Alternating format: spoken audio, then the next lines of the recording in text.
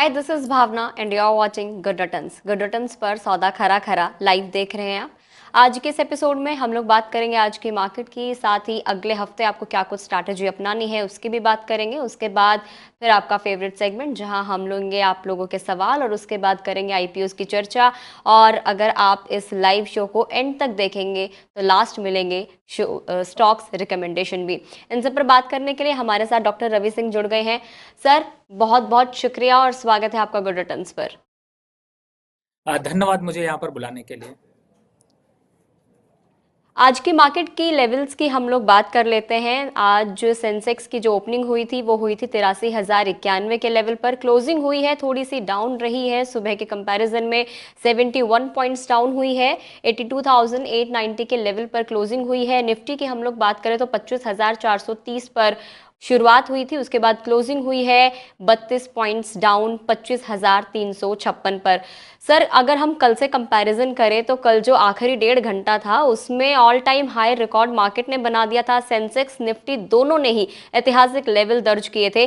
Sensex में 1600 points का उछाल आया था, 83,000 का लेवल पार कर लिया था। इसके उलट अगर हम निफ्टी की भी बात कर ले तो 500 पॉइंट्स का उछाल निफ्टी में भी देखने को मिला था, और 25,433 पॉइंट्स का ऐतिहासिक जो लेवल था वो निफ्टी ने भी अपना बना लिया था। हालांकि आज थोड़ी सी सुस्ती देखने को मिल रही है। अब आज की मार्केट आप कैसे देख रहे हैं कल के कंपैरिजन में, और साथ ही हम बात करें अगले हफ्ते के तो क्या कुछ टारगेट्स देना चाहेंगे?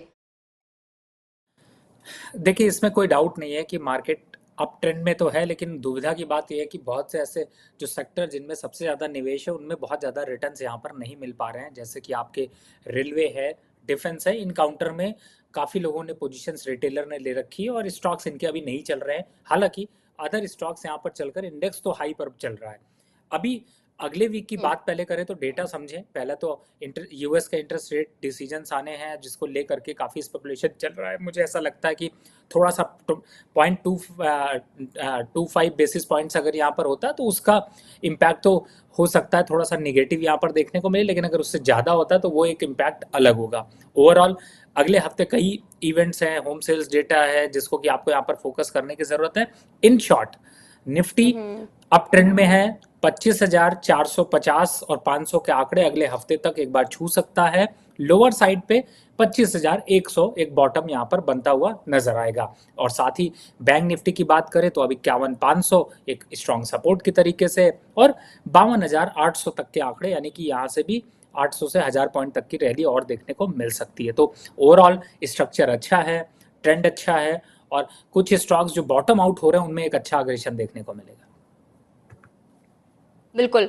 अगला हफ्ता काफ़ी इंपॉर्टेंट भी है, जैसे आपने भी बताया कि यूएस फेड की जो मीटिंग है उसके ऊपर पूरी दुनिया भर की नज़रें टिकी हुई हैं। इसके अलावा डब्ल्यूपीआई का डेटा भी आना है, और इसके अलावा Q2 के एडवांस टैक्स डेटा भी अगले हफ्ते से आने शुरू हो जाएंगे। सर, तो ऐसे में इंपॉर्टेंट है कि निवेशक किस तरीके की तैयारी करके चलेंगे, वो क्या स्ट्रैटेजी अपनाएं अगले हफ्ते? देखिए, अगले हफ्ते 2-3 काउंटर आपको यहाँ पर फोकस करने, एक तो एक्सपोर्ट बेस्ड कंपनीज वहाँ पर फोकस करना है। दूसरी तरफ है कि जो डिफेंस में अभी डिप्रेशन है वो थोड़ा सा दूर होता हुआ नजर आ सकता है। और चूंकि क्रूड ऑयल के प्राइसेस यहाँ पर थोड़े से ईज ऑफ हैं तो टायर कंपनीज और पेंट कंपनीज इनके जो है वो अपवर्ड ट्रेंड में वापस से आपको देखने को मिल सकते हैं। चूंकि ज़्यादातर स्टॉक्स यहाँ पर बॉटम आउट हो रहे हैं, चाहे वो माइनिंग हो, बैंकिंग हो, स्मॉल बैंक्स जो है उन पे यहाँ पर फोकस करना चाहिए। सर, अगर आप कुछ स्टॉक्स भी रिकमेंड कर दें जो हमारे व्यूअर्स अगले हफ्ते के लिए नेक्स्ट वीक की तैयारी के एवज में आकर खरीद सकते हैं।